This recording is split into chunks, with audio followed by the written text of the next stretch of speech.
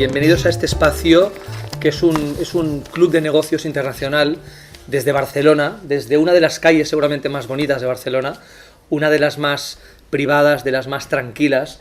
Más que Barcelona parece casi una calle señorial de Londres, esta calle. Es un gran espacio que invita a la reflexión, invita al conocimiento entre la gente. Y hablábamos hace un momento, estábamos tomando un café antes de llegar, hablábamos con Mark Ambrock, que es el presidente de Guild y es el socio mayoritario de este proyecto fantástico, y hablábamos de la confianza. Y claro, con nuestro invitado, con José María Antúnez, el director general de Bolsa de Barcelona, hablaremos mucho de dinero, pero sobre todo hablaremos de confianza y hablaremos de términos que son económicos, pero que finalmente son humanos. A veces parece que lo económico, la terminología económica, desposee todo lo que significa humano, ¿no? Y parece que hablar de cosas muy humanas pues nos hace más débiles o nos hace menos eficaces o menos menos racionales y tal, pero finalmente hay que combinar las dos cosas. Y seguramente la crisis financiera que hemos vivido y la crisis que nos está llevando a todas las... es una ficha de dominó, ¿no? Se van cayendo todas las fichas. Es una crisis de confianza y hablaremos de ello. Bueno, os damos la bienvenida a este Forum Guild International. Es un espacio de diálogo. Mark nos invita y de vez en cuando, cada 2 meses, tendremos a un invitado de excepción, tendremos a alguien que nos ayuda a entender un mundo que nos interesa, un mundo complejo, un mundo que muchas veces nos es un poco lejano y que leemos a través de los periódicos, pero que nunca acabamos de entender. Creo que es una gran oportunidad tener hoy a José María Antúnez, el director general de Bolsa de Barcelona, y esto lo hemos titulado simplemente de Barcelona al mundo, porque estamos en Barcelona, pero también estamos en el mundo, y este club de negocios es un puente natural entre Barcelona y el mundo, el mercado financiero global y las nuevas oportunidades. Mi papel va a ser de comunicador, simplemente voy a intentar que fluya el diálogo entre ellos dos, y luego habrá un pequeño momento de feedback para que vosotros podáis preguntarles cosas a José María y a Marc. Luego os invitaremos a una copa de cava, que es la mejor manera para acercarnos y para conocernos entre todos. Bueno, voy a presentar a José María Antúnez, director general de Bolsa de Barcelona, licenciado en Ciencias Económicas y Empresariales. También tiene estudios de Derecho en la Universidad de Barcelona. Empezó trabajando en el Centro de Estudios y Asesoramiento Metalúrgico a través de encargos del Ministerio de Industria y Energía.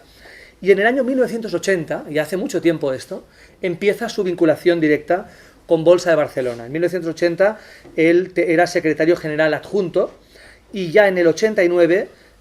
coincidiendo con algo muy importante y muy significativo, coincidiendo con la reforma del mercado de valores, ya es nombrado director general de la Sociedad Rectora de la Bolsa de Valores de Barcelona, que es un nombre muy largo, ¿no? Bueno, bienvenido, un placer tenerte aquí. Muchas gracias. Os queremos presentar también a Mark Ambrock. Como os decía, es el presidente de Guild, es un hombre del mundo, es un hombre europeo, es alemán, pero está muy afincado aquí a nivel profesional, a nivel emocional, a nivel personal. Apuesta por Barcelona, apuesta por Cataluña. Tiene una empresa familiar desde muchos años, más de 100 años, diversas realidades empresariales, pero es un experto en la visión. Lo importante de Mark Ambrock, cuando lo vayáis conociendo, si tenéis la oportunidad de conocerlo, es un hombre que tiene una visión global, porque viaja por el mundo, porque tiene una sensación de que el mundo tiene sus lógicas y hay que conocerlas y hay que moverse, ¿no? Y tiene esta visión global que pienso que es muy importante. Entonces, vamos a empezar, si os parece, hablando de la confianza, que pensamos que es casi lo más importante que hay que establecer. Primero, cuando alguien quiere ser amigo de alguien, cuando alguien quiere fundar una familia, cuando alguien quiere fundar una empresa, y finalmente cuando alguien quiere invertir dinero, la confianza, ¿no? ¿Cómo se habla desde el mundo económico de la confianza? Hombre, la confianza es una palabra clave para nosotros, ¿no? Porque evidentemente la bolsa, por ejemplo, ahora todo es electrónico, contratación electrónica por internet, todos los procedimientos, pero acordaros que no hace muchos años era verbal, y se compraban y vendían miles y millones de acciones simplemente en catalán fet, como una simple palabra, y aquello era inamovible, es decir, dabas la palabra y aquella transacción se hacía, incluso en el supuesto de que hubiera habido un error, que tú por error hubieras vendido unos valores que no tenías que arreglártelas para recomprarlos, pero para cumplir con la transacción y que la operación, digamos, se liquidara de todas. De aquí que para nosotros la confianza es crucial y es fundamental, y lo es en el mundo financiero, porque evidentemente, y este es un poco el origen de la crisis actual, porque cuando un banco concede un préstamo, pues lo hace con la confianza de que la persona que lo recibe pues pagará puntualmente las cuotas, sea de una hipoteca o del préstamo que haya, se asegurará y tendrá confianza que las garantías que recibe pues efectivamente son sólidas y respaldarán esa operación. Y estos pequeños ejemplos que os pongo de manifiesto simplemente para ilustrar pues que efectivamente para nosotros es crítico, ¿no? Para terminar y dar que también Marc pueda intervenir y tal, hay otro punto importante de confianza, es evidentemente con nuestros representantes. Se supone que cuando votamos en unas elecciones, pues también hacemos, no digo un acto de fe, pero sí un acto de confianza, porque digamos estamos eligiendo a unos representantes que nos tienen que efectivamente defender nuestros intereses o tienen que velar por el interés general de todos, ¿no? Y evidentemente es otro punto importante, y eso también enlazaría con el problema cuando se pierde la confianza, sea con la clase política, por escándalos, por circunstancias que todos desgraciadamente demasiado a menudo pues vemos en los medios de comunicación, o en temas mucho más graves como lo ha sido pues el tema de la crisis financiera internacional, en el que digamos la base de confianza pues efectivamente se ve quebrada por un tema también importante, que es que la confianza tiene que ir también acompañada por el control de riesgos. Es decir, una cosa es que haya la confianza, y la confianza es necesaria, pero tampoco, digamos, puede ser una confianza, digamos, que pueda generar, digamos, un riesgo, porque lamentablemente la vida, a pesar de la confianza, es necesaria, digamos, pero no suficiente, ¿no? Es decir, que es la base de los negocios, pero evidentemente, por ejemplo, en el sector financiero, si no hacemos un cálculo adecuado de riesgos, si no valoramos adecuadamente los activos, si no hacemos pues todos los deberes que tenemos que hacer cotidianamente, es cuando podemos tener graves problemas, ¿no? De ahí que efectivamente para todos nosotros es importante tenerla siempre presente esta palabra. Marc, tú como empresario desde toda la vida has nacido en una empresa y te has creado otras y continúas con tu empresa, digamos que familiar. ¿Cómo se crea confianza? ¿Cómo alguien crea confianza para que le dejen dinero en un banco o para que un socio tenga confianza con otro socio? ¿Cómo se establece esto? ¿Cómo es casi intangible? Es un intangible que se hace muy tangible, ¿no? Sí, efectivamente. Y como mencionabas, que tengo una empresa de más de 100 años de existencia, esto es únicamente posible a base de confianza, en cierta manera también de integridad. Y confianza para mí es alguien me lo pone porque yo hago lo que digo y yo digo lo que hago. Las ideas tienen que quedar muy sencillas, en mi opinión, para la gente que siguen y lo entienden. Claro, pero hablaba Josep María hablaba de los políticos que, por ejemplo, los votamos y de repente en el programa electoral, un programa electoral es como un contrato, ¿no? En el mundo de la empresa sería un contrato entre los electores y los que van a votar, ¿no? Y los que vamos a elegir. Entonces, claro, nos dicen que si los votamos van a hacer todas estas cosas y luego los votamos y a partir del día siguiente ya no hacen eso, te hacen cosas muy distintas, ¿no? Sería como un empresario que firma un contrato con alguien y que le dice, pues sí, nuestra empresa, vamos a ser socios o vamos a ser partners por esto, por lo otro, y de repente incumple todo lo que firmó, ¿no? Claro, y tú decías algo muy bonito, y es que al principio ni siquiera había contratos de papel, ni siquiera se firmaba, era la palabra. La palabra era la pura expresión de la confianza, ¿no? Efectivamente, pues así es, ¿no? El ejemplo que pones de qué pasa con los programas electorales, es evidente que podemos muchas veces querer, digamos, justificar, ¿no? Es evidente que hay decisiones impopulares y que, por ejemplo, tenemos un partido ahora que tiene mayoría absoluta, ¿no? Impresionante, el Partido Popular, y sabía perfectamente el Partido Popular los ajustes tan dramáticos desde el punto de vista de reducción de déficit público que tiene que hacer nuestro país, ¿no? Y eso sí que lo dijo claramente, que era necesario hacer este ajuste, obviamente, no solo porque Europa efectivamente nos lo impone o nos lo pide, sino porque es, desde el punto de vista de ortodoxia financiera y de rigor pues absolutamente imprescindible, ¿no? pero no nos explicó pues que se iba a subir el IVA, el IRPF inmediatamente. Te dijo que no, incluso, ¿no? Primero... Es decir, hubo una serie de elementos, digamos, que hubieran probablemente restado votos, que efectivamente hubieran, digamos, penalizado electoralmente, y efectivamente pues nos pasó esto, ¿no? Es evidente que lo deseable, una cosa es, digamos, que seamos un poco utópicos y demás, ¿no? Pero obviamente yo creo que a la población hay que decirle la verdad. Yo creo que además si se piden sacrificios, que son necesarios, si la gente se los cree, en el sentido de que ves que realmente pues no se esconde ningún as en la manga, ¿no? Pues yo creo que la gente lo asumiría mucho mejor, ¿eh?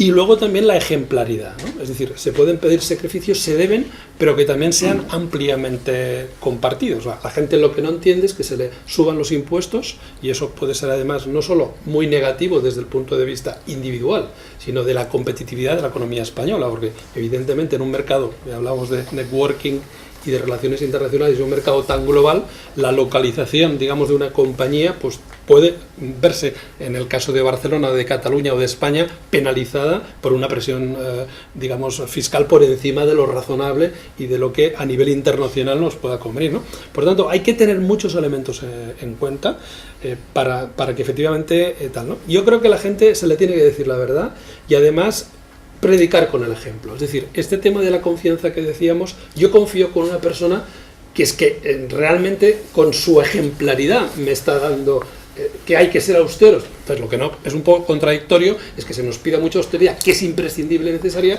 pero que determinados estamentos políticos quizá no prediquen lo suficiente con esa ejemplaridad, ¿no? Yo creo que ese es uno de los retos que tendríamos que resolver. La ejemplaridad, ¿no, Marc? Es decir, el ejemplo. Todos funcionamos por ejemplo, casi por imitación, ¿no? Los niños pequeños siguen a sus padres y el padre puede estar haciendo muchos discursos, pero luego el hijo lo que hace es seguir lo que está haciendo el padre, no lo que está diciendo, ¿no? Por tanto, el mundo de la empresa también, los referentes, los ejemplos, estamos un poco huérfanos de buenos ejemplos, ¿no? Creo que sí, es más que necesario que volvamos a los valores, por lo cual lo tengo puesto muy muy grande a la entrada del club. ¿Cuáles son? Porque hablas de niños. Sí. No puedo pedir a mi hija que deje de jugar con el iPhone durante la comida. Si a mí, aunque sea de negocio y sea importante, yo no lo apago. Es que no funciona. No te toma en serio la hija que si no das un ejemplo. Es así de sencillo, y nosotros tenemos por eso integridad, excelencia. Y no puedo pedir a un empleado que tenga la mesa ordenada si no lo tengo yo. No puedo pedir a los empleados más de lo que pido de mí. Y eso es el ejemplo. Y si hablamos, en el fondo, también en Europa, de ahorrar y tal, y la Comunidad Europea, en el fondo, despilfarra el dinero, pues entonces me pongo negro, la verdad. Porque cuando sabéis que el problema que tienen es como gastárselo muchas veces. Entonces es muy difícil para el ciudadano en España o en Portugal de entender por qué. ¿Por qué se está incrementando el presupuesto en Bruselas cada año y de manera todavía increíble, mientras aquí nos tenemos que apretar el cinturón? Y entonces es esto la confianza, y por eso baja aquí la confianza en Europa, en España, lo baja aquí. Entonces es el tema de confianza. Hablemos de la bolsa en concreto, y vamos a hablar de la confianza en la bolsa, ¿no? Hay productos financieros, hay marcas, hay empresas, hay el IBEX, los que cotizan ahí, los que no, etcétera. Hay como los caballos ganadores, los que están posicionándose, ¿no? La bolsa es todo este juego de gente por la que apostar, finalmente por la que tener confianza, ¿no? Hay unos valores muy potentes por los que todo el mundo apuesta, que son casi caballo ganador, casi es automático, ¿no? ¿Hay algo de automático en la bolsa o no? ¿O todo puede ser relativo al final?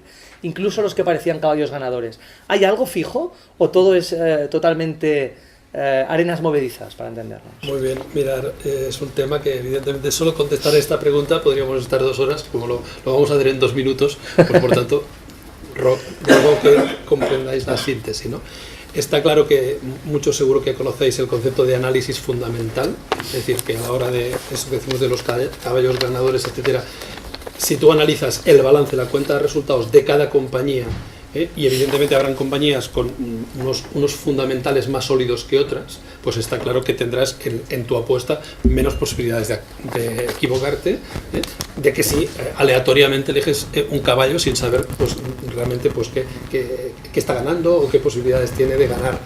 Por tanto, primero que recomendamos es que realmente el análisis, si tienes tiempo, lo hagas tú, sino pues que tengas un asesoramiento adecuado, pero que desde luego se haga partiendo primero de los fundamentos de cada compañía. Esto hace que compañías con la crisis tremenda que tenemos, pongo un ejemplo solo, Inditex, pues ha pegado una revalorización que todos sabéis impresionante, en una crisis financiera internacional como jamás hemos visto, y en cambio es un valor que, pues que hay. Ahora, no es gratis esto es porque es una compañía internacionalizada, que efectivamente el riesgo país España para ellos es, vamos, absolutamente, ya no digo residual, porque evidentemente ojalá también España fuera bien, ¿no?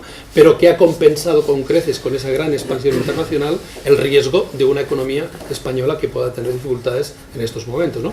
Eso quiere decir que efectivamente la bolsa, si haces ese análisis, pues tienes, a pesar de épocas malas, coyunturas malas bursátiles, posibilidades. Luego es el momento de entrar y salir, porque también es cierto que a pesar de que toda una compañía sea muy sólida y un balance sea muy saneado y una cuenta de resultados fantástica, claro, la bolsa tiene dientes de sierra, todos conocéis pues las tendencias, y ahí hay el análisis técnico que nos permitirá elegir dentro de una buena selección de valores el momento idóneo en el que estén un poco más infravalorados y que efectivamente tengamos menos riesgo.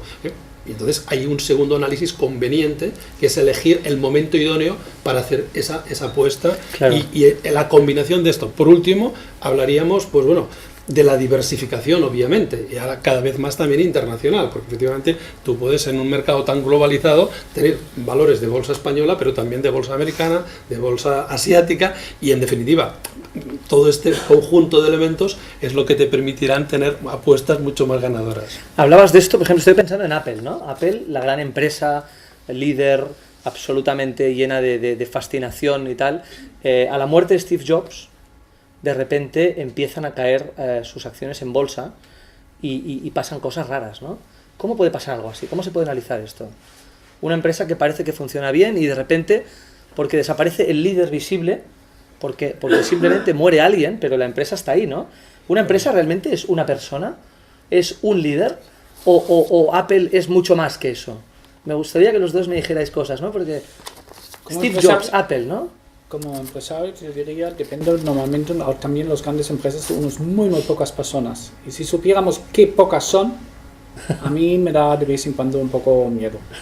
Pero hay otro comentario que me gustaría hacer. Estaba la semana pasada en Alemania para cerrar los balances de mi empresa. Y porque hemos hablado, las empresas tienen que presentar balances para cotizar en bolsa.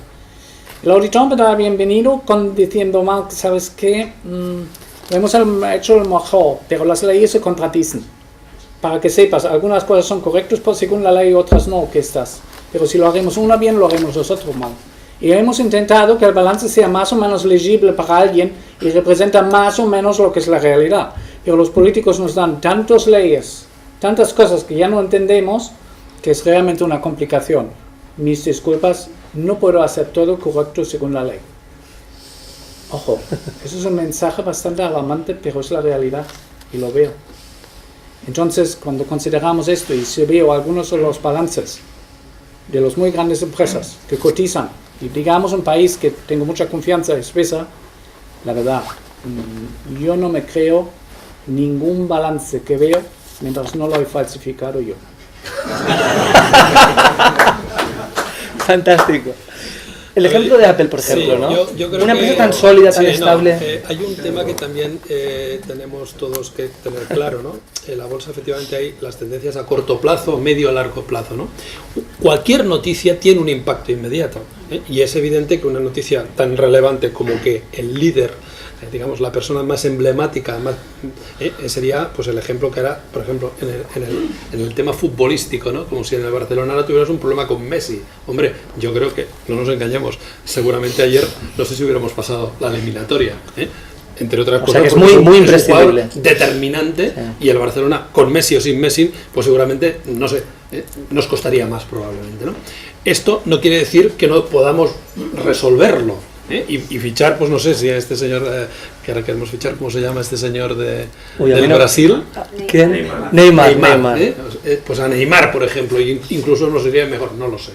Lo único que sí os pongo este pequeño ejemplo es porque sí es cierto que también una gran corporación no deja ser una organización con personas, y efectivamente hay algunas que son piezas cruciales y que evidentemente. Ahora bien, una cosa es la inmediatez, la reacción que se produce normalmente, porque también hay un componente psicológico de expectativas, etcétera. Ahora, evidentemente, el tiempo luego nos confirmará con los datos fiables de si las ventas han caído o no, de si se siguen lanzando nuevos productos al mercado atractivos para que, si se siguen abriendo tiendas en la Plaza Cataluña y hay un éxito, entonces la gente, pasado ese impacto inmediato, si los resultados ves que efectivamente, a pesar del nuevo equipo de gestión, pues realmente la compañía sigue, por esto se corrige. Por tanto, tengamos siempre esa visión. El impacto del momento, ¿no? Efectivamente, ¿no? El otro día estaba leyendo a un catedrático de la Universidad de Barcelona, que es una persona realmente muy prestigiosa, que es Antón Costas, y auguraba que el 2013 va a ser, decía él, vamos a asistir a una mejora de los indicadores financieros y del mercado bursátil, pero, decía, esto vendrá acompañado de un empeoramiento en la actividad económica y del empleo. ¿Cómo veis esto? Que el mundo financiero puede ir bien, pero el mundo real, muchas veces, el mundo del empleo y el mundo de la productividad puede ir mal, y que todo eso configura una misma realidad en un mismo año que puede ser el 2013. Esta disyuntiva entre mundo financiero y mundo productivo, ¿no? De alguna manera. Bueno, yo creo que, si me permites, Marc, a continuación, pues también das tu opinión. Yo creo que aunque parezca contradictorio, es factible por dos razones, ¿no? En primer lugar, porque desde la óptica del inversor, si tú tienes unos ahorros donde invertir, estamos en un año 2013 en el que están cayendo, como sabéis, de una manera acelerada los tipos de interés de todos los activos. Iros a un banco hace poco, o antes de finales del año pasado, 31 de diciembre, teníais ofertas de entidades de primera fila al 4%, etcétera, etcétera, para depósitos a un año y demás, por las recomendaciones, entre comillas, del Banco de España, etcétera. Sabéis que esto se ha acabado, y que estas retribuciones van a estar clarísimamente por debajo del 2% y con tendencia más bien a la baja, a bajar dramáticamente. Evidentemente será buena noticia también para el Tesoro, que evidentemente intenta financiar la deuda pública a costes muchísimo más bajos, cosa imprescindible. Por tanto, lo que sí es cierto es que desde la óptica del inversor tradicional, inversor y la renta fija, lo que es la imposición que hasta ahora nos daba unas rentabilidades bastante aceptables, pues ahí vamos a tener menos, digamos, interés potencial, porque simplemente los tipos van a caer, ¿no? En el contexto es que los tipos de interés en España son exageradamente altos, si miráis a nivel internacional, pues el caso. Y esto explica que las bolsas de la mayoría de países importantes, como Estados Unidos, como Londres o como Alemania, estén en máximos históricos, porque en esos países los tipos de interés es que están por los suelos, y efectivamente la gente busca en bolsa una alternativa de inversión. Esta sería una explicación. Tampoco tenemos, obviamente, a corto plazo en el inmobiliario una alternativa razonable, porque todavía no sabemos si se ha terminado o no el ajuste en el sector inmobiliario. Y eso es lo que explicaría que a corto plazo la bolsa, a pesar de la coyuntura económica, pueda tener interés desde el punto de vista y potenciales rentabilidades. Hay otra razón, que es que la bolsa española tampoco es representativa al 100% de la realidad, claro, del tejido de pymes y de lo que es la economía del país, porque tenemos grandes empresas como Repsol, como el BBVA, como el Santander, etcétera, etcétera, Telefónica, que son grandes multinacionales en todo el mundo, que cada vez lo de España pesa menos.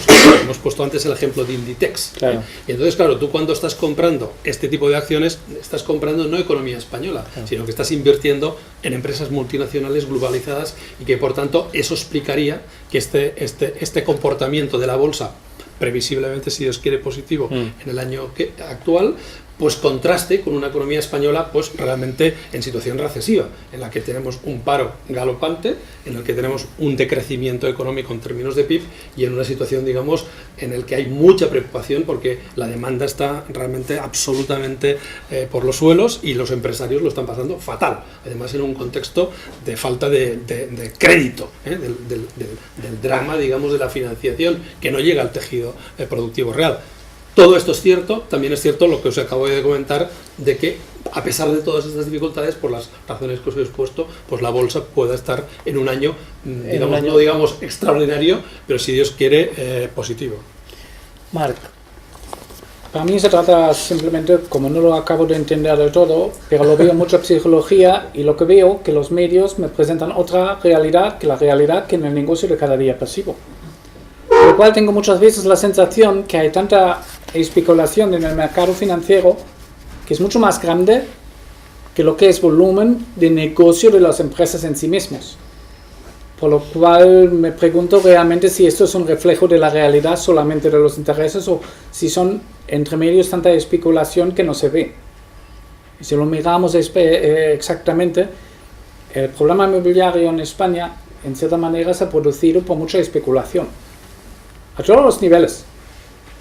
La familia, las empresas, el Estado, a todos estaban especulando. Entonces yo veo mucha especulación de esto. Y hoy en día lo que veo que hay mucho pequeño inversor que saca el dinero de aquí y lo invierte en Alemania para producir allí la próxima crisis inmobiliaria. Yo veo en Alemania cada pueblo con grúas construyendo apartamentos.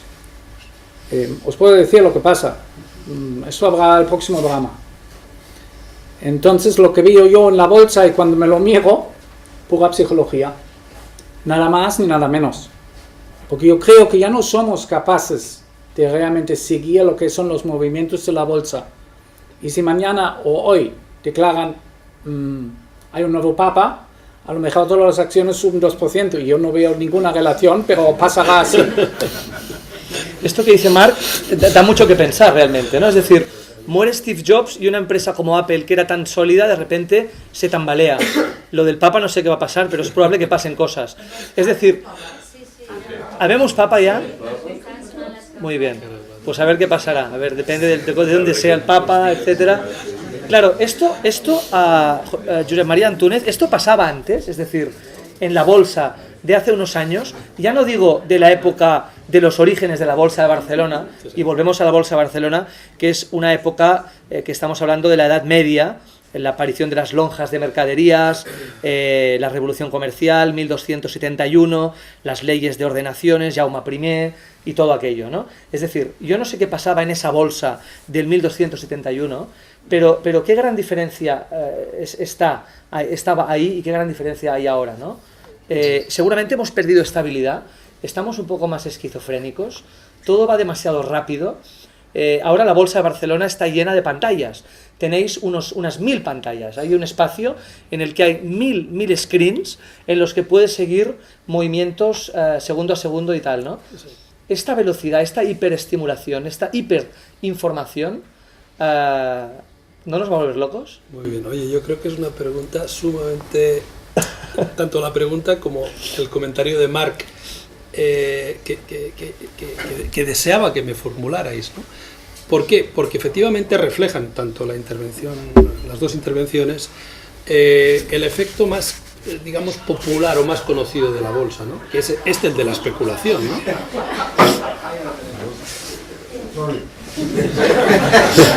Esto es un efecto del networking, que como veis está el networking funcionando pero a pleno rendimiento, ¿eh? Bien.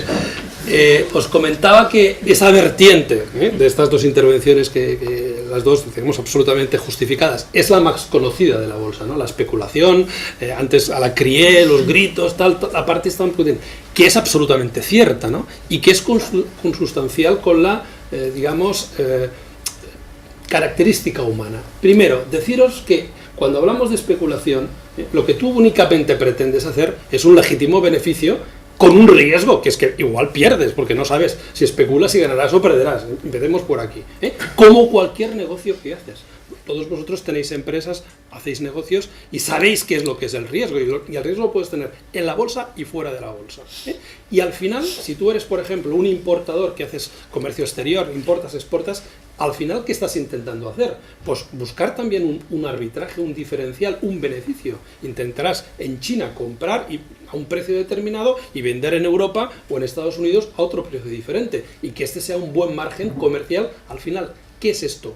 No le llamamos especulación, pero es muy parecido a lo que estamos haciendo en bolsa, cuando en vez de comprar miles de toneladas de textil o de no sé qué, o de camisetas o de lo que sea, ¿vale? Lo haces con acciones, pero con una expectativa similar, que tú estás comprando y estás intentando ganarte la vida buscando un margen con un riesgo que lo puedes tener en la operación de comercio internacional, de comercio exterior, o lo puedes tener en bolsa. Pero eso os lo comento porque al final no nos engañemos, al final todas las actividades económicas buscan un legítimo beneficio y implican una asunción de riesgos y de pérdidas potenciales también en bolsa. Dicho todo esto, que luego esto en el tiempo evoluciona porque pasamos de la viva voz a las terminales y a la tecnología, y esto es interesante porque la tecnología, eso sí, incrementa extraordinariamente las posibilidades de análisis. Todo este análisis, por ejemplo, que comentábamos antes, análisis técnico, análisis fundamental, claro, en el momento que tenemos ordenadores nos pueden ayudar mucho a hacer este análisis. Ahora hay lo que se llama program trading, que ya es un trading hecho en bolsa, pero partiendo de ordenadores que te ayudan a hacer estos análisis y a la toma de decisiones, y que generan órdenes electrónicas en función, claro, de la preprogramación que tú hayas hecho. Todo este tipo de, digamos, de tecnologías antes no existían, antiguamente, evidentemente, pero bueno, lo que quiero decir es que son herramientas que no desvirtúan el negocio de fondo especulativo, que realmente pues es este, pero repito, no muy distinto del de la economía real. Ahora bien, quería aprovechar para deciros que, sobre todo, por favor, no nos quedemos con esta imagen tradicional de la bolsa como exclusivamente un punto de especulación, porque la función esencial de la bolsa no es esta, de ninguna manera, es financiar a las empresas que están en bolsa y ayudarlas a crecer en Brasil, en Estados Unidos y en la India y en todas partes, y a lanzar nuevos productos y a innovar. Y todo esto requiere recursos financieros. Si tienes que hacer un nuevo fármaco, tienes que investigar, necesitarás dinero para hacerlo. Y la bolsa lo único que es una herramienta ortodoxa para financiar con recursos propios, no con crédito bancario, el crecimiento y el desarrollo y la expansión empresarial. El gran drama de la empresa española en estos momentos, que no está en bolsa, es que se va al banco y hasta hace unos años el banco le daba dando, y si ahora no le da es que tiene que cerrar porque se encuentra en manos del banco, que el banco, oye, pues justificadamente, probablemente por la restricción crediticia, pues, o por las circunstancias que sea, porque también tiene que devolver sus propios créditos al exterior, o por las circunstancias, no se lo puede renovar. Bueno, este es el gran drama que tenemos en la actualidad. La bolsa siempre, os recuerdo, hace esa función estratégica y que es fundamental, sobre todo para la empresa mediana que quiera dar el salto. Que esa empresa mediana, si quiere dar el salto de verdad y convertirse en Inditex o en una gran multinacional, difícilmente lo va a hacer si no sale a bolsa. Entre otras cosas porque en la bolsa, aparte de ampliaciones de capital que puedas hacer para captar fondos y financiar proyectos, etcétera, tiene la gran ventaja de que puedes hacer fusiones y absorciones mediante intercambio de acciones. Es decir, que tú compres y compres cuota de mercado y penetres en países adquiriendo compañías mediante pago con acciones tuyas que efectivamente cotizan en bolsa, que tendrán liquidez mucho más que sociedades no cotizadas en otros países, por ejemplo. Bueno, os comento todo esto porque es lo crucial y lo importante, que yo, vamos, me parecería, digamos, que en estos momentos no comentar esto y quedarnos en el tema más, no digo trivial, más folclórico, más conocido de la especulación, pues sería dejar una parte importante del... Marc, me gustaría saber tú como empresario, y como empresario con visión global, tú y el mundo de las finanzas, tú y el mundo de la bolsa. Hablaba Josep María Antúnez de la bolsa como un mecanismo para crecer, para expandirse, para que las empresas medianas pues crezcan, ¿no? ¿Tú cómo lo vives esto? ¿Cómo lo has vivido tú? ¿Tu relación con la bolsa como empresario? Yo para la pequeña y mediana empresa diría la bolsa es no un instrumento muy importante. Y porque es el acceso a la bolsa con todos los requisitos que hoy en día se necesitan es para muchas pequeñas y medianas empresas simplemente no muy realista. Me parecen los requisitos demasiado complejos. Mientras tanto también hay una serie de otros mercados como business angels, inversores mundiales, que muchas veces para la pequeña y mediana empresa son mucho más realistas porque pueden de una manera mucho más fácil explicar lo que es posible, lo que es su proyecto, y verlo. Aquí en Guild lo hacéis mucho esto, ¿no? Sí, hay una serie de forums en los cuales jóvenes empresarios se pueden presentar, porque uno de los problemas es justamente que no a la bolsa ni a la banca actualmente se pueden financiar. El acceso para muchos startups es muy limitado. Repito, el acceso a la financiación es muy limitado para las pequeñas y medianas empresas, así como para startups. Entonces, aquí se presentan proyectos y nosotros intentamos fondos y inversores que se lo escuchan. Y entonces le dan una oportunidad y le dan quizá, digamos, $1 millón para poder seguir con un proyecto de crecimiento, con un proyecto de internacionalización. Porque creo que eso notamos todos, la banca actualmente no puede dar crédito. Y la bolsa es demasiado lejos para muchos. José María, por alusiones. Os hago un contrapunto. Hombre, si el director de la bolsa no hace un poco de propaganda, por favor, tiene que despedir, ¿eh? Claro que sí, tienes que hacer. No es tanto propaganda, sino simplemente pues comentarlo, ¿no? Este problema que comenta Marc es absolutamente cierto. Y la bolsa le da una solución. O sea, dentro de la bolsa se ha creado el llamado mercado alternativo bursátil, MAP, que es una copia del que funciona en la IM de Londres o el Alternex de París, es decir, ya hay mercados alternativos para pymes, digamos, a nivel internacional, y en España hemos montado uno, que realmente sí que es mucho más flexible porque, digamos, mucho más barato, mucho más ágil, mucho más simple, ¿no? Y evidentemente hay muchas compañías que están saliendo del MAP y que, bueno, pues están sí teniendo esa financiación y esa solución, que en cualquier caso no es incompatible con los business angels, con el capital riesgo, con otras fórmulas legítimas.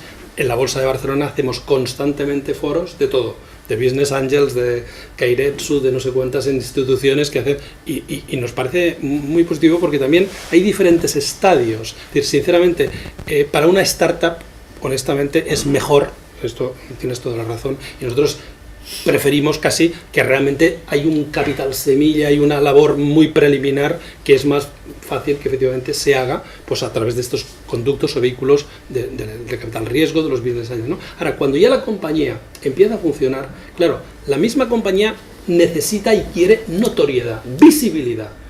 Y resulta que, por ejemplo, solamente saliendo a bolsa, la campaña publicitaria, que el coste de una eventual campaña publicitaria, o sea, es que te cubre con además creix en catalán, con creces en castellano, todo el coste de salida a bolsa y mucho más, y esto está cuantificado, porque esto, los medios de comunicación sabéis lo caro que es salir en la vanguardia, en la expansión, en todas partes, ¿no? Entonces, toda la notoriedad, pero no solo es notoriedad en medios de comunicación, sino que instantáneamente cuando vas al banco, te miran de otra forma, de oye, ostras, es que este señor, esta empresa está cotizando en bolsa, ¿no? Entonces hay un efecto muy positivo en toda la imagen de la compañía, con proveedores, con clientes, y eso, digamos, es estratégico para una compañía, ¿no?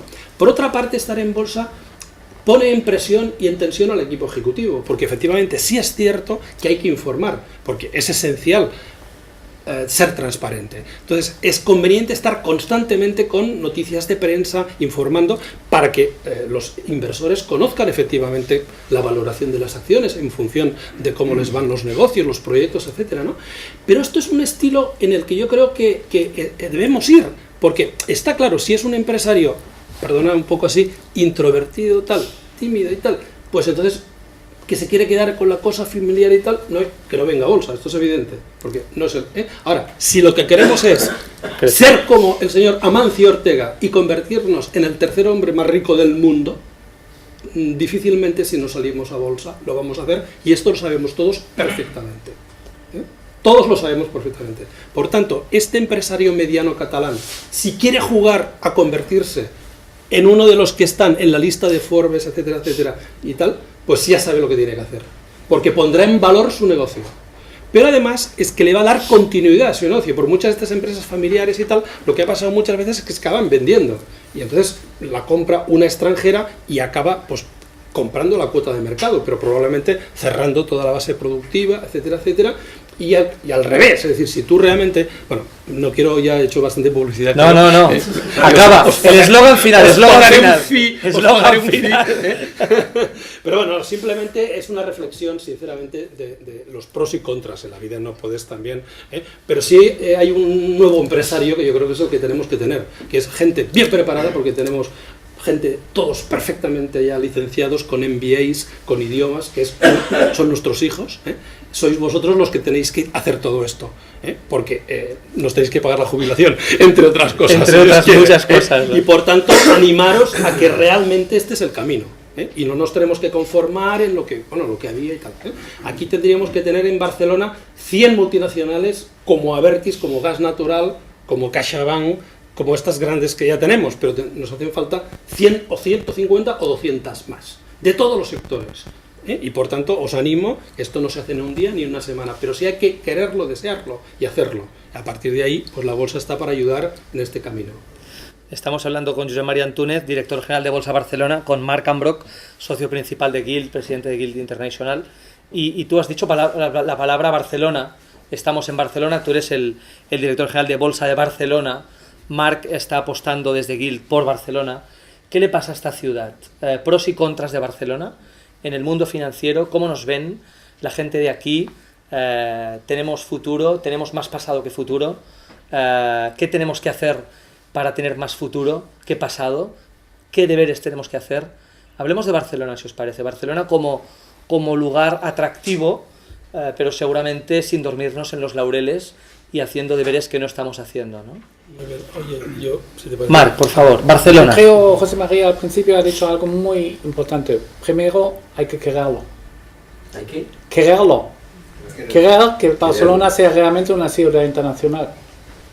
Entonces, probablemente el próximo paso que yo diría es que tenemos que abrirnos un poco más, sin miedos, a que nos vienen extranjeros, para que haya un intercambio suficiente, para que nos vienen en cualquier economía de éxito, se rodean de los mejores de los mejores. Entonces esto supone que si Barcelona tiene un Messi, pues automáticamente te vienen los rumores, aunque no sea nada de verdad, que Neymar viene, otros, y los próximos buenos te siguen. Entonces esto hay que comenzar en un lugar para que sepa todo el mundo esto, como lo haremos aquí con la biomedicina. Ya hay un clúster en Cataluña bastante bueno y lo apoyamos también dentro del club aquí. Y entonces tenemos la gente tanto de Rusia como de Boston, gente que lo traen todos aquí, y hay que buscar el mejor de lo mejor para que las empresas aquí, que tienen mucho futuro, que salgan, se atrevan y se potencian. Yo personalmente, cuando veo la prensa aquí, parece que todo está fatal. La verdad, no lo creo. Yo creo que tenemos aquí una tendencia siempre de vernos peor de lo que somos. Y cuando todo va bien, parece que somos todos los reyes del mambo, y tampoco lo somos. Entonces yo veo bastante que esta crisis ahora nos ayuda a reposicionarnos y tomar un nuevo rumbo. Por eso esto aquí es un poco una plataforma de negocios donde me vienen cada día gente de todo el mundo, y el interés en Barcelona es muy grande. Tú dices, Marc, que estamos en Barcelona, en Cataluña por extensión, pero estamos un poco cerrados. Nos cuesta un poco tener partners, tener socios de la India, de Rusia, de Estados Unidos. Tenemos un carácter un poco cerrado, los catalanes tenemos fama de eso, ¿eh? Yo creo que el problema existe por todos los lados, pero sí, eso es un poco esto. Pero es un poco el desconocimiento de vez en cuando. Desconocimiento que, bueno, no los rusos son todos mafiosos, pero en absoluto. Hay allí tantos mafiosos como aquí o en Alemania. Bueno, aquí hay unos cuantos, ¿eh? Entonces, y no son rusos. Pero hay por todas las partes también empresas muy muy buenas. No necesariamente nos haremos suficientemente buen el marketing. Si hablas con un alemán, nadie sabe que en medicina somos unos cracks, sobre todo cuando es oncología, y nadie lo sabe. Cuando se vienen aquí, se sorprenden. Y parece también que todo el aceite de oliva no viene de Leida, pero viene de Italia. Es también para mí un clásico. O el vino italiano, made in Italy, y viene de aquí. Y se extrañan de la calidad. Entonces yo digo, lo que tenemos que ver un poco, decir, no somos tan malos. Y vendernos un poco más. Una cosa de esto es abrirnos y enseñarlo, invitar a todo el mundo que venga aquí, y participe y lo vea.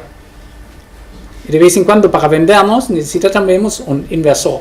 Ahora no en contra de la bolsa, pero quizá para ciertas empresas, para crecer más, es tener un inversor de fuera. Imagínate una bodega que quiere realmente exportar y tiene un tamaño medio. que no es nada malo tener un socio minoritario chino o ruso que en contrapartida abra el mercado en China o en Rusia. Entonces son maneras de hacerlo y hay que considerarlo y no pensarlo únicamente lo haremos así. Ahora, José María, creo que estará excelente porque tal como teníamos los papeles, voy a hablar un poco todo es lo que son las opciones fuera de la bolsa y tú la otro, y creo que eso es lo que necesitamos un poco, estos comentarios tanto por un lado y por otro. Pero sí, abrirnos sería para mí una cosa necesaria. Barcelona, Josep María Antúnez, ¿no? Barcelona, Bolsa de Barcelona, Barcelona como capital, como una ciudad importante, pero ¿qué deberes no estamos haciendo y qué deberíamos hacer? Bueno, yo soy una persona que hemos empezado hablando del tema de confianza como un tema fundamental, ¿no? Y la confianza no se consigue fácilmente, se tiene que ganar la confianza, ¿no? Entonces, nadie regala nada en un mundo tan competitivo. Es decir, Barcelona será lo que nosotros deseemos que sea. Nadie nos va a regalar nada y dependerá de nosotros, ¿no? No ha sido, siempre ha sido así, además, ¿no? Yo creo que sí tendríamos que hacer un poco de autocrítica. Yo creo que, sinceramente, muchas veces pensamos que somos mejor que otros. No, yo creo que no. Y sobre todo tenemos que sudar la camiseta. Ya que hace un momento hemos hablado de Messi y tal, hace unos partidos, a pesar de que teníamos el mismo equipo, pues no tuvimos las mismas victorias. Quizá no sudamos suficientemente la camiseta, ni corrimos a 1000%, y bueno, y esa fue la diferencia, ¿no? Entonces, quiere decir que el que nos pensemos buenos no nos sirve de nada si no sudamos la camiseta, si no trabajamos muchísimas horas cada día y no nos entregamos incondicionalmente. Hemos hablado al principio del tema de los valores, y este tema de la confianza y de los valores va bastante unido, porque tú confías con una persona que tenga buenos valores, ¿no? Y esa persona realmente dices, caramba, es una buena persona, es una persona trabajadora, es una persona no sé qué, ¿no? Entonces, también hemos hablado de la media, no nos vamos a ir tan atrás, no hace falta.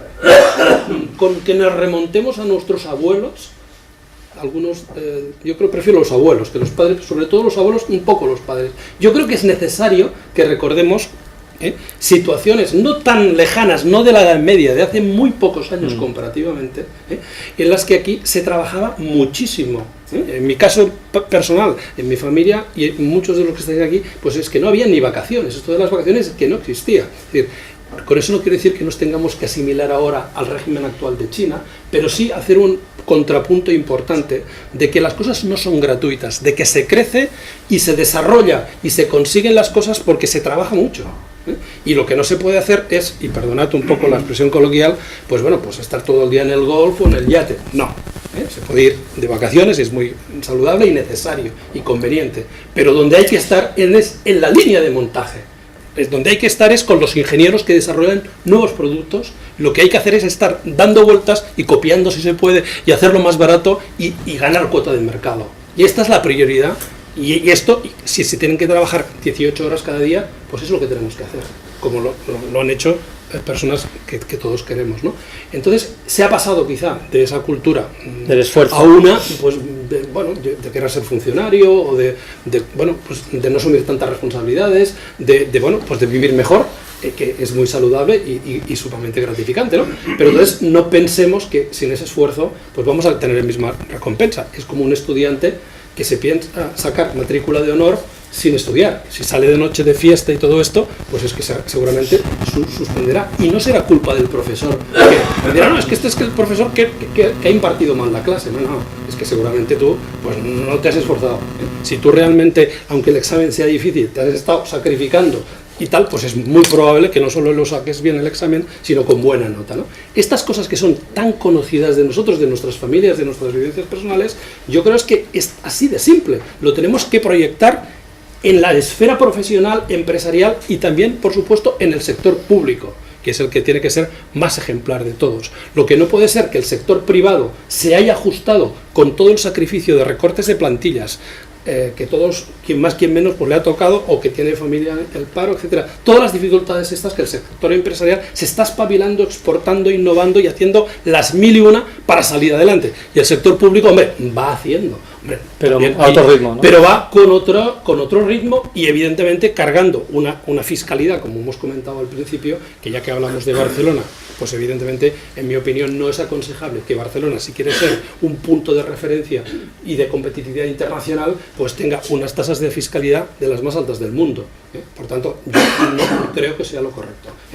Entiendo que todos queremos un estado del bienestar, pero tenemos que ser realistas y poderlo pagar, que no es gratuito. Es decir, está claro que todos queremos muchas cosas, pero a diferencia de lo que ha pasado en los años pasados, que nos pensábamos que todo esto alguien lo pagaba, no sabíamos quién, ahora nos estamos dando cuenta de verdad que quien lo pagamos somos nosotros. Y por tanto hay que tener claro que cada céntimo de euro es una fortuna y que hay que administrarlo haciendo infraestructuras necesarias, no improductivas, y haciendo que efectivamente ese estado del bienestar responda a las necesidades y a la razonabilidad de todo eso, ¿no? Pero además rápido.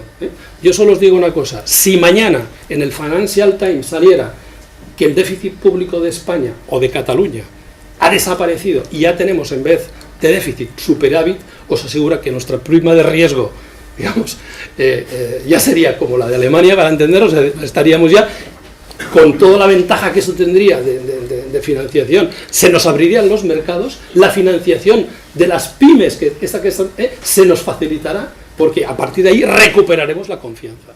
Pero fijaros que esa recuperación de confianza que necesitamos para que fluya el crédito, para que podamos estar, pues claro, no es gratis, tenemos que hacer unos deberes. Y esos deberes pueden ser dolorosos. También es más divertido salir de fiesta que no quedarse a estudiar todo el fin de semana y toda la noche. Pero claro, el resultado es muy diferente. Entonces yo creo que tenemos que tener claro que nosotros lo que queremos es que se nos aprueben los exámenes sin estudiar. No digo que no estemos estudiando, pero es que seguramente hay que estudiar más. Y aquí termino, y perdonar que lo diga, y protestar menos, porque estamos acostumbrados pues siempre a la crítica, a la demanda, a la exigencia, no sé qué, y lo que tenemos que hacer es mucha ejemplaridad y desde luego ponernos las pilas, y yo creo que esto es lo que hay. Sinceramente es bastante sencillo, esto es un tema bastante, digamos, no hace falta hacer un MBA para decirlo, simplemente es de sentido común, ¿no? Pero muchas veces en la vida hay cosas que no hace falta ir a la universidad a hacer un MBA, sino que es el sentido común. Cada uno en nuestra familia, si tuviera un problema de desajuste económico, que hubiéramos 2 o 3 sueldos y de repente 2 desaparecen, no podríamos seguir manteniendo el mismo nivel de vida. O sea, es evidente que tomaríamos la decisión de decir, oye, esto fuera, esto fuera, esto fuera. Y esto seguramente tomaríamos la decisión en 24 horas. ¿Por qué? Porque sería nuestra responsabilidad resolverlo. Y aquí termino, no me quiero extender más. Es como si en una comunidad de vecinos, un vecino dice, no, oye, vamos a cambiar el ascensor. Además vamos a hacer nueva la escalera. Bueno, cualquiera de nosotros diría, oye tú, ¿cuánto vale todo esto? Porque somos conscientes que esas ideas alguien las pagará y nos va a venir un recibo extraordinario. Entonces la gente opinará y dice, oye, pues mira, ¿sabes qué? En vez de cambiar el ascensor, lo reparamos. Y además pide 8 presupuestos. Y después ya veremos si lo hacemos o lo haremos el año que viene, porque de momento funciona. Y estas decisiones, que son las que a nivel individual estamos tomando cotidianamente, hombre, y que en el sector empresarial de forma forzosa se están asumiendo esas responsabilidades y se están tomando esas decisiones, pues también hay que ampliarlas y que efectivamente se adopten. Pero con ejemplaridad, porque si no es cuando esto no funciona, porque si tú dices, oye tú, es esto, por tanto, es una combinación de factores. José María hablaba de la cultura del esfuerzo, y con Marc hemos hablado muchas veces de esto, ¿no? De las nuevas generaciones que parece que no están muy por la labor, hablan más de derechos que de obligaciones, cuesta mucho tirar adelante proyectos, ¿no? Hay como un desánimo muy rápido cuando no hay resultados inmediatos. Estamos acostumbrados a una cierta inmediatez. Si algo no funciona rápido, abandonamos, tiramos la toalla, ¿no? Tú eres alemán, naciste en Alemania, tienes esta cultura seguramente del esfuerzo, de una cierta austeridad. ¿Qué gran diferencia ves? Los alemanes continúan teniendo la cultura del esfuerzo, no han perdido esa pedagogía. No creo que las diferencias sean tan grandes. Hace muy poco yo puedo únicamente hablar de mí mismo, de lo que me enseñaron ya mis padres, siendo empresarios también. Que hay que hacer el esfuerzo, que hay que luchar, y yo conocía que por la noche no vi a mi padre, porque venía tan tarde. Pero los problemas que tengo actualmente en Alemania Cuando hablamos aquí de los ni, pues en Alemania tengo los mismos problemas. Para que os hagáis una idea, para cada año voy empleando unos cuantos aprendices, que hay una formación de 3 años. Primero, necesito hacer una campaña para encontrar a alguien que se va en la obra trabajando. Yo creo que es el mismo efecto que aquí. Segundo, cuando veis qué es el porcentaje de ellos que abandonan porque no quieren hacer el esfuerzo, vergüenza sobre mi empresa. Aunque yo sé que en muchas otras empresas esto es lo mismo, muchas veces después de 3 años solamente un 65% han acabado su formación. Es un señal alarmante. Y quizá volvemos al problema de los valores que hemos comentado, porque si no damos ejemplo como padres el esfuerzo que hay que hacer, pues entonces vamos a tener una generación que dice: yo no sé por qué me esfuerzo tanto. Entonces, en cierta manera, si todos ven especulación y con especulación se hace rico, se consideran bastante normal. Veo algunos bancos que dicen a los jóvenes: si abrís una cuenta bancaria, te regalamos una cámara electrónica. ¿Qué mensaje es esto? Francamente, te cae todo del cielo. Y ahora me vienen a la empresa a trabajar. No importa si es España o Alemania o Francia. Entonces dicen: ¿cómo es que tengo que comenzar a las 6:30 de la mañana? Entonces, ¿por qué no me regaláis una cámara digital para tener un contrato de formación? Te han confundido con un banco, Marc. Pero, vamos a ser realistas, no es un problema de España, eso es un problema actualmente de Europa. Y entonces tenemos que volver a los valores principales. Y el mensaje tiene que no pensar sea muy sencilla. Bueno, si recibo la hora 10 euros, no puedo gastar más. Pero nos incentivan prácticamente a todos a gastar más. Todavía hoy en día, cuando veo la publicidad, parece no ha cambiado nada. Me dicen: oye, te financiamos no sé cuántos. Un momento, ¿cómo era el problema que hemos tenido hace muy poco? Y los niños aprenden todo, y muy rápido. Entonces, ¿cómo lo vas a explicar cuando tienen 15 años que el tema es en el fondo al revés? Que para abrir una cuenta pues hay que poner dinero y no recibir una cámara digital. Yo creo no es nada más. Hay que dejar los ejemplos muy sencillos porque si no nadie lo va a entender a lo largo. Claro, y en Alemania, permíteme, esto del crédito y esto de la deuda, incluso crédito personal, crédito familiar, esto no es una cosa germánica. Los alemanes en general no piden créditos. Si no tienen dinero no compran algo, ¿no? Es muy americano esto del crédito de la tarjeta Visa, es muy americano esto. Pero los bancos alemanes lo ofrecen de la misma manera que aquí. Lo que pasa en la escuela, lo primero te dan es un cerdito y tú aprendes que cada fin de semana te pones 2 euros dentro y que tienes que ahorrar. En este sentido el alemán es un ahorrador. ¿Pero por qué? Porque el niño con los 3 años lo primero que recibo es un cerdito para poner dinero dentro y no tocarlo. Y cuando lo aprendes de muy pequeño, esto te lo queda en la cabeza, seguro. Y como yo lo he aprendido así en Alemania, y tú lo aprendes todavía, y muchos bancos vienen a la escuela para enseñar que hay que hacerlo así, yo lo buscaba esto aquí y no lo he encontrado. Eso sí es verdad. Lo del cerdito, bueno, aquí lo habíamos tenido el cerdito también. ¿Qué pasó? Lo perdimos por la... ¿Qué pasó con el cerdito, Josep María?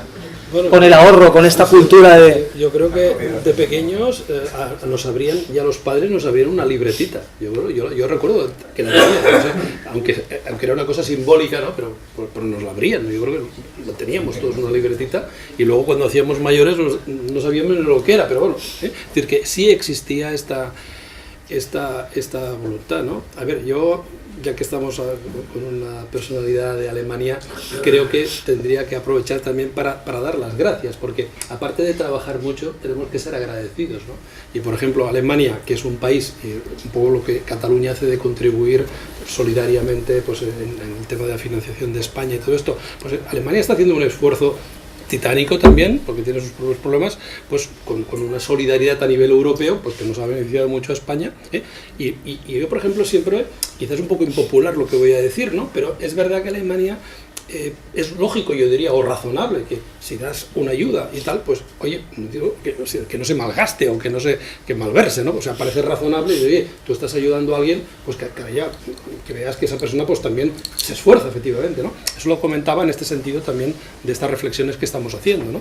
Y aprovechaba, pues, porque efectivamente ese ahorro, por ejemplo, de Alemania, que durante muchos años pues se ha cultivado esa tradición, pues ha facilitado que mucho de ese ahorro hubiera venido a España y quizá no se hubiera invertido de forma productiva, creciendo y innovando la empresa española, sino en un tema de tocho, quizá de menos futuro desde el punto de vista estratégico de la economía mundial, ¿no? Pero bueno, se hizo este uso de un ahorro que no era nuestro y que ahora tenemos que devolver, ¿eh? Y que en cualquier caso, pues bueno, hay una dependencia ahora del exterior, que es lo que todos sabéis que pasa, que efectivamente pues hay que devolver todo este crédito, y la banca española, por culpa de esto, igual no lo puede dar a las pymes, porque tiene pues también unos compromisos que cumplir, ¿no? Por tanto, si tuviéramos ese ahorro, pues seríamos más autónomos, más independientes, nos podríamos independizar antes, ¿eh? No tendríamos que seguir viviendo en casa de los padres o de los abuelos, que nos mantengan con su pensión, que no es la función. Entonces, son cualidades, las del ahorro, fundamentales. Agradecer a las personas, o en este caso países, que con su ahorro también han facilitado el crecimiento. Pero bueno, lo que no puede ser es que cuando España, gracias a ese ahorro, por ejemplo, de Alemania, hacía todo tipo de infraestructuras, etcétera, y llegábamos incluso a mirar por encima del hombro a Alemania. Hombre, yo creo que esto no puede ser, porque hacer es dar las gracias y no. Todo esto es importante que lo tengamos en cuenta, porque las crisis son cíclicas, ¿no? Y todas las cosas a veces se van repitiendo, ¿no? Entonces, el tener claro que el ahorro es esencial y que nos daría capacidad de autonomía y menos dependencia, pues está desde la bolsa, que es un tema del ahorro, la financiación. Claro. Cuando hablamos de la necesidad de recursos propios de las empresas, hablamos un poco de esto, de la autosuficiencia financiera, que la compañía, que la empresa no dependa tanto del crédito bancario, que tenga más capacidad. Si además puede haber una autofinanciación también a través del ahorro, mejor que mejor, ¿eh? Por tanto, sí que son valores como los que hemos comentado del esfuerzo a potenciar y a recordar. Si os parece, Marc, alguna palabra más, y lo dejamos aquí, luego vuestro feedback, ¿no? Que también es interesante. Creo que lo ha dicho perfectamente, no hay que añadir nada, creo. O sea, el ahorro es un hándicap que tenemos ahora a nivel familiar, a nivel personal, a nivel de nuevas generaciones. Es un hándicap en Barcelona y en Berlín, en todas partes, ¿no? Bueno, yo creo que tampoco podemos generalizar, porque esto de en Barcelona, en todas partes, no. Es decir, a ver, afortunadamente, a ver, también en Barcelona, a ver, hay familias que mantienen intactos, yo diría, todos esos valores y que siguen con su libretita, para entendernos, ahora ya no son libretitas, serán pues las cuentas que por internet pues tú las consultas y haces todas las transacciones online, pero que en términos prácticos siguen teniendo esta ortodoxia financiera, que diría yo, que es que, oye, si te endeudas, lo haces con la responsabilidad de que efectivamente lo podrás pagar, y si es mejor no te endeudas, pues para estar más tranquilo y no estar sufriendo, es decir, que por tanto no podemos decir... Pero en términos generales... Hay muchas personas que efectivamente yo creo que siguen manteniendo esta ortodoxia, y gracias a Dios, tanto aquí como en Alemania, como en todos los países, no se puede generalizar, pero sí es cierto que ha habido, por decirlo de alguna manera, por ejemplo, por parte de la banca, honestamente, y por parte de los sistemas de supervisión también, pues algunos fallos que no podemos ignorar desde el punto de vista de la crisis financiera que a nivel internacional estamos teniendo, ¿no? Entonces, todo esto hay que tenerlo en cuenta. Y es evidente que lo que no puede hacerse es, si una persona no tiene más que un empleo temporal, que no tiene, pues efectivamente, recursos, etcétera, pues darle un crédito exorbitado, pues así, porque el director del banco, pues aquel día, pues no sé qué. Estaba espléndido, ¿no? Sí. En definitiva, que no solo es un tema de cultura desde el punto de vista individual de la sociedad, de que esa ortodoxia financiera la tengamos a nivel individual, a nivel familiar, a nivel de las empresas, financiándose de forma adecuada y ortodoxa, sino también de todos los demás agentes, como por ejemplo el sistema financiero, que también tiene que tener una gran ortodoxia, control de riesgos, y por parte del sector público, que también tiene que administrar los recursos con la misma ortodoxia que cualquiera de nosotros haría en su respectiva familia. Muy bien. Vuestro turno, si queréis, tenéis a Josep María Antúnez, director general de Bolsa de Barcelona, tenéis a Marc Ambroch, Si tenéis algunas preguntas, sí.